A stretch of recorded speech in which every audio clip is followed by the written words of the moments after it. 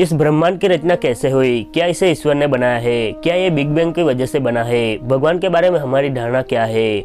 इन्हें कुछ सवालों का जवाब हम इस वीडियो में जानेंगे, तो बने रहे हमारे साथ वीडियो के अंत तक।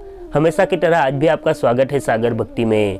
आप ब्रह्मांड की रचना के पीछे विज्ञान जानते हैं। दुनिया भर के धर्म अपनी अपनी व्याख्याएं देते रहते हैं, जिन्हें आमतौर पर एक खास मकसद से सुनाया जाता है। आप खुद मनुष्य है, इसलिए आप ईश्वर को एक मनुष्य के रूप में देखते हैं। मान लीजिए आप चींटी होते, तो ईश्वर के बारे में आपकी विचार एक बड़ी चींटी का होता।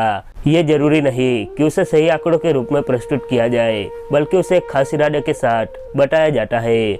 विज्ञान का कहना है कि एक बिग बैंग यानी एक बहुत बड़ा धमाका हुआ और धुंधली गैस ठोस होती गई, फिर इस ब्रह्मांड की रचना हुई। यह तथ्य के आधार पर सत्य है।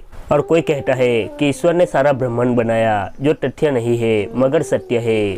जब हम कहते हैं कि ईश्वर ने ब्रह्मांड की रचना की, तो पहला सवाल यह है कि ईश्वर के बारे में हमारी धारणा क्या है। हमारे दिमाग में ईश्वर का ख्याल कैसे आया? जो सारा ब्रह्मांड हम देख रहे हैं, उसे किसने बनाया? आपने और मैंने इस धरती को नहीं बनाया, यह बिल्कुल स्पष्ट है। ईश्वर इस ब्रह्मांड का आधार है। आप चाहे उसे ईश्वर कहे, शिव कहे, राम कहे, चाहे जो भी कहे, मुख्य रूप से वह इस ब्रह्मांड का आधार है, जिसके लिए आप उसके सामने झुकते हैं, क्योंकि वह आपसे परे है। वास्तविकता यह है कि जब आप पैदा हुए थे तो आप ऐसे नहीं थे। आपके पास एक छोटा सा शरीर था, फिर यह शरीर इतना बड़ा कैसे हुआ? इसका निर्माण अंदर से होता है या बाहर से? इसका जवाब है अंदर से। इस अस्तित्व के आधार को आप ईश्वर कहते हैं। व्याख्या और दलीलें अपने अहंकार को संतुष्ट करने के लिए होती है। ब्रह्मांड के पीछे की बुद्धि यहाँ भी मौजूद है। अगर आप सोचना चाहते हैं तो एक तरीका यह है कि ईश्वर वह ऊर्जा है जिसने हर चीज की रचना की है।